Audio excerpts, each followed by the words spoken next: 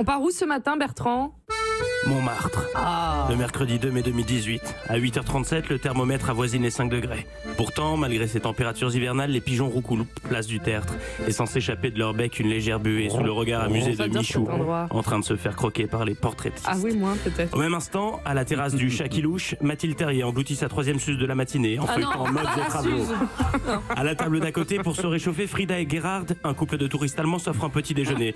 2 cafés crème, 2 jus d'orange pressé et 2 tartines beurre confiture. 35,56 €. Quoi ? Bon, c'est un peu romancé, mais c'est aussi ça, Paris. Oui, la ville lumière, la tour Eiffel, le moulin rouge, le coq au vin et tout le tout-team, mais des consos qui coûtent un bras, sourire du serveur moustachu non compris. Stop! Aujourd'hui, opération réhabilitation de notre belle capitale.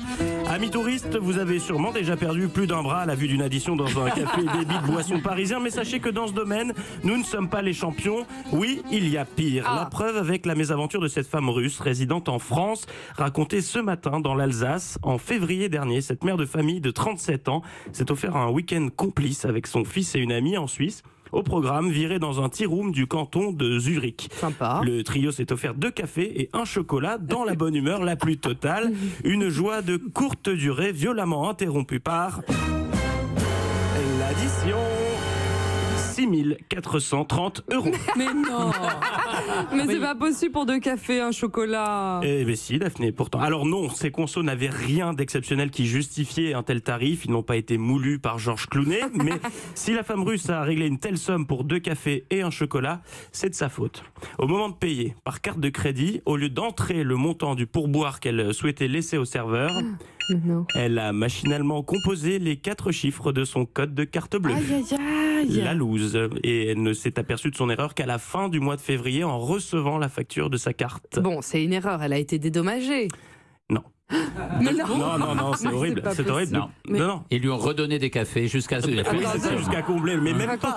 Non, depuis 3 mois, elle se bat pour récupérer son argent en vain. L'entreprise de carte de crédit et la police considèrent qu'il ne s'agit pas d'une tromperie. Quant au gérant de l'établissement, il s'était engagé à lui restituer les 6 430 €. Mais elle est sans nouvelle du responsable depuis le mois de mars et le resto a fermé depuis un changement de propriétaire. Mais c'est pas possible.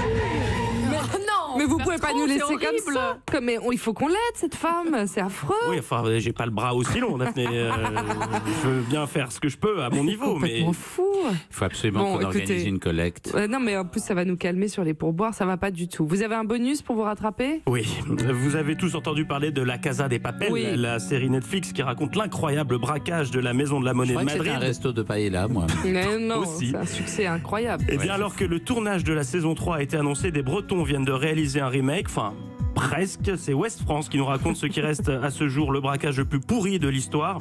À Plérin, 2 ados ont saccagé la salle des fêtes et sont repartis avec un sacré butin, 2 plaques de cuisson, une poubelle contenant 1 litre de jus d'orange et une brosse de toilette. Voilà, pas sûr que Netflix rachète les droits. Bravo, ça s'est passé à Plérin, très beau braquage. Écoutez, j'ai envie de dire vive la France. Oui, ça c'est la France. Et bonjour la France. Vraiment la France. Merci beaucoup Bertrand. Europe 1.